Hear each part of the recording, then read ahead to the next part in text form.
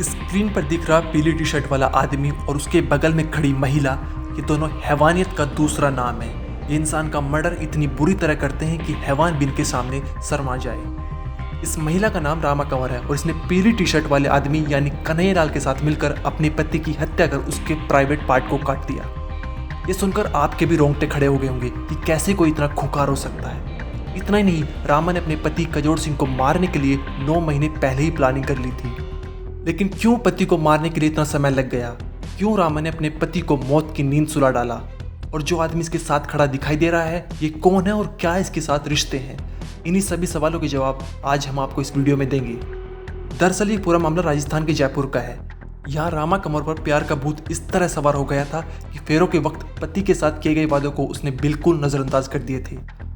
महिला का पति कजोड़ सिंह सूर्य एंटरप्राइजेज कंपनी में रिकवरी एजेंट के रूप में काम करता था। रामा का अपने पति के साथ खुशहाली भरा जीवन चल रहा था, लेकिन फिर साल 2021 में रामा की मुलाकात कन्हैयालाल से अपनी बहन भंवर कंवर के घर पर हुई। कन्हैयालाल भी यहीं पास में अपनी बहन प्रिया के साथ रहता था, इसलिए दोनों का बहुत ज़्यादा मिलना जुलना होने लगा।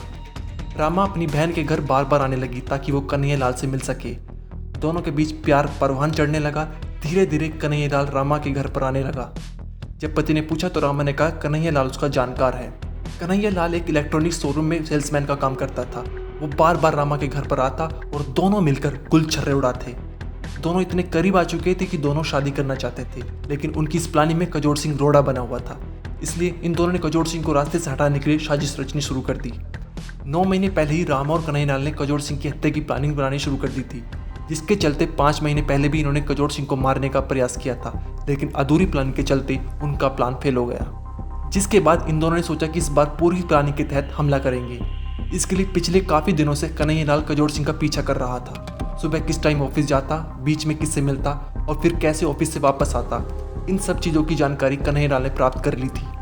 इसके बाद 27 मई को कजोड़ सिंह की हत्या करने के लिए दोनों ने मिलकर मार्केट से एक धारदार चाकू, कॉलिन, ग्लव्स और एक हेलमेट खरीदा। फिर आरोपी कन्हैयालाल अपनी बाइक लेकर प्लानिंग के मुताबिक प्रेमिका रामा कंवर से बात कर कजोड़ सिंह का पीछा करने लगा। प्लानिंग को सफल बनाने के लिए रामा कंवर ने आरोपी कन्हैयालाल से व्हाट्सएप कॉल पर कई बार बात की। शाम को जब कजोड़ सिंह अपनी ड्यूटी से वापस आ रहा था, तब रास्ते में कन्हैयालाल ने कजोड़ सिंह के सामने बाइक रोकी और कहा कि मैं तुम्हारे घर की तरफ ही जा रहा हूँ, चलो तुम्हें छोड़ देता हूँ। सीसीटीवी कैमरों में पहचान उजागर नहीं हो, इसलिए कन्हैया ने पूरे रास्ते हेलमेट कहीं नहीं उतारा। बीच रास्ते में कन्हैयालाल ने कजोड़ सिंह से कहा कि मुझे तुमसे कुछ बात करनी है। फिर बात के बहाने कजोड़ सिंह को कन्हैयालाल सुनसान जगह पर ले गया। वहाँ पर दोनों ने बैठकर साथ में कोल्ड ड्रिंक्स पी और फिर 1 घंटे तक बातचीत की। बातचीत करने के बाद मौका पाकर आरोपी कन्हैयालाल ने अपने बैग से धारदार चाकू निकालकर कजोड़ सिंह के गले पर वार कर दिया।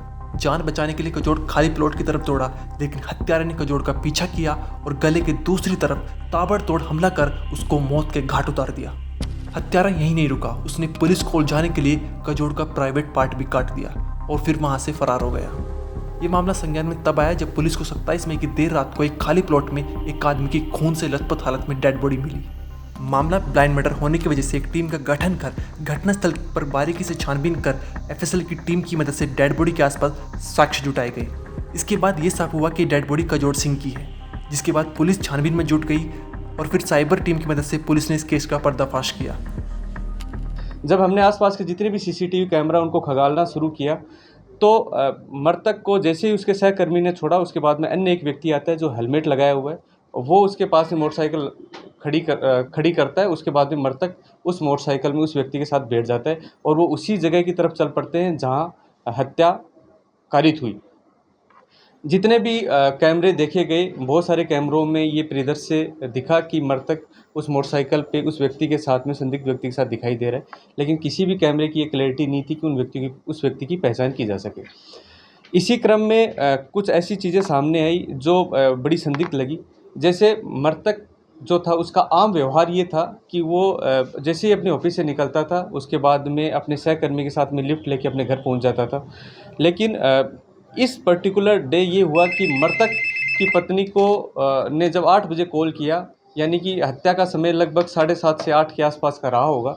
मृतक की उस जगह पे लोकेशन कोई 1 घंटे पहले आ गई होगी। मृतक वहाँ 1 घंटे लगभग स्टैटिक रहा है, उसके फ़ोन की लोकेशन स्टैटिक रही है।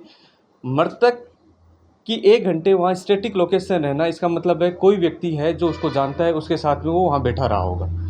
हम इस चीज़ के प्रति आश्वस्त हो चुके थे कि जो हत्यारा है वो बिल्कुल जानने वाला है। इसमें जब बहुत सारे कैमरा का एनालिसिस किया और उसके बाद में हमने मानवीय पहलुओं पे काम शुरू किया, तो ऐसा लगा कि पुलिस का ध्यान भटकाने के लिए जो गुप्तांग को क्षतिग्रस्त करने का कृत्य किया है वो किया है, और हत्या की जो कारित की गई जो घटनास्थल था उसमें मृतक के साथ किसी तरह की लूटपाट नहीं होना ये दर्शाता है कि लूटपाट के उद्देश्य से हत्या नहीं हुई।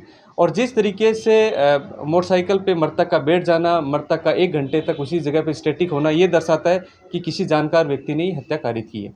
तो इन सब पहलुओं पे काम करते हुए हमारे साइबर टीम ने एक तकनीकी पहलुओं से ये इनपुट डेवलप किया कि मृतक की पत्नी द्वारा 2022 के आसपास लगभग एक कोई सिम थी जो कन्हैया लाल नाम के व्यक्ति के नाम से थी, जो मृतक की पत्नी ने इस्तेमाल की थी।